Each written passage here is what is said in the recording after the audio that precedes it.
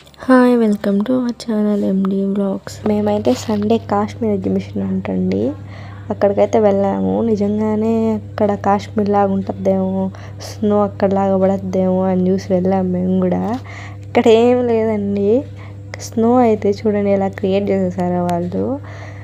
అది white colour bubbles ఉంటాయి కదండి, ఇదిగోండి చూడండి, ఇవైతే అక్కడంతా వేసేస్తున్నారు. ఏమో అనుకొని వెళ్ళాను, అక్కడ ఏమో ఉండింది.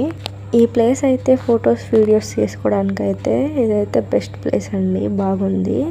అక్కడంతా చూడండి, ఇదైతే సన్ఫ్లవర్స్ అంట.